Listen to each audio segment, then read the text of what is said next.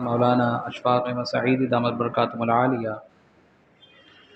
مسجد میں موجود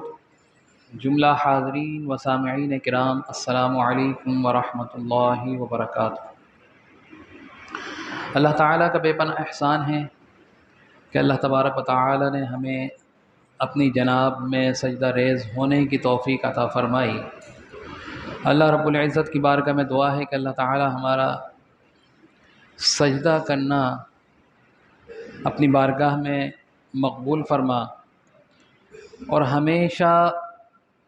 اسی طرح اپنی جناب میں خشوع و خضوع کے ساتھ سجدہ ریز ہونے کی توفیق عطا فرما۔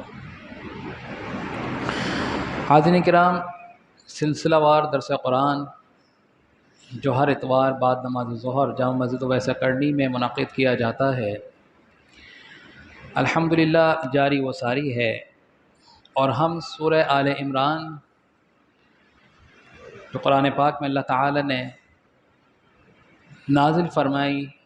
ان کے احکامات کا مطالعہ کر رہے ہیں۔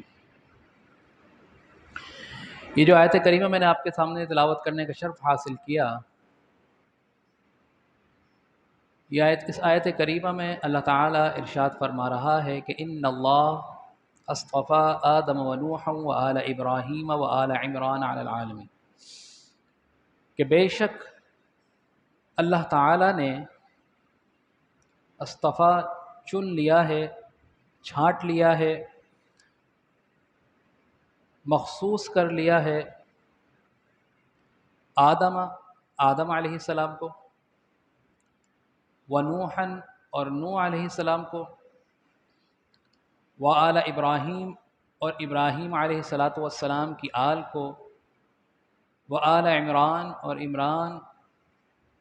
علیہ السلام کی اولاد کو، علی العالمین تمام جہانوں پر، ذریۃ بعضها من بعض، اور ان کی بعض ذریتوں کو بعض میں سے، واللہ سمیع علیم، اور اللہ تعالی سننے والا ہے، علیم اور جاننے والا ہے۔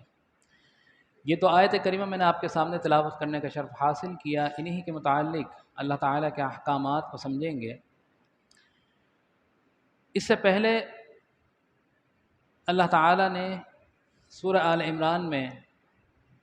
بیان فرمایا کہ لا يتخذ المؤمنون الکافرین، کہ نہیں بناؤ مومنین کے سامنے، یعنی کہ مومنین کو چھوڑ کر کفار کو اپنا دوست بنانا ہے تو مومنین میں سے بناؤ، مومنین کو چھوڑ کر کفار کو دوست نہ بناؤ، یہ اللہ تعالیٰ کا حکم ہے۔ اور پھر اللہ تعالیٰ نے یہ ارشاد فرمایا کہ قل ان کنتم تحبون اللہ فاتبعونی یحببکم اللہ،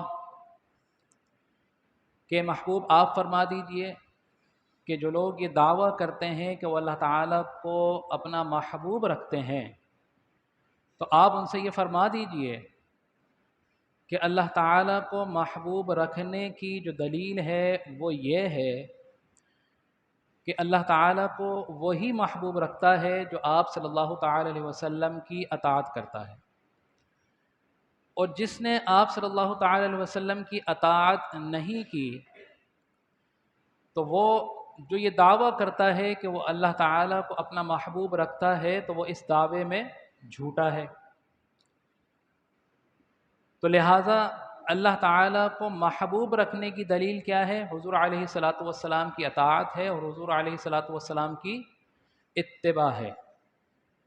یعنی حضور علیہ السلام سے جو محبت رکھتا ہے، اور حضور علیہ السلام کی محبت اس بات کی دلیل ہے کہ وہ اللہ تعالیٰ سے محبت رکھتا ہے، اور جو آقا علیہ السلام سے محبت رکھتا ہے تو اللہ تعالیٰ اس کے بارے میں یہ خوشخبری فرما رہا ہے سورہ آل عمران میں کہ محبوب آپ خود فرما دیجئے کہ قل ان کنتم تحبون اللہ فاتبعونی یحببکم اللہ ویغفر لکم ذنوبکم واللہ غفور رحیم، کہ محبوب جو یہ دعویٰ کرتے ہیں کہ وہ اللہ تعالیٰ سے محبت رکھتے ہیں، اگر وہ آپ سے محبت رکھتے ہیں تو اس بات میں سچے ہیں، اور اگر ان کے دلوں میں آپ کی محبت نہیں تو اپنے اس دعوے میں وہ جھوٹے ہیں۔ اور جو آپ سے محبت رکھتے ہیں آپ کی اطاعت کرتے ہیں یعنی آپ کا حکم مانتے ہیں، آپ کی اتباع کرتے ہیں یعنی کہ آپ کے پیچھے پیچھے چلتے ہیں، آپ سے محبت رکھتے ہیں، آپ کی ہر ادا کی اتباع کرتے ہیں، تو ان کے لیے یہ خوشخبری ہے کہ وہ یہ دعویٰ کرتے ہیں کہ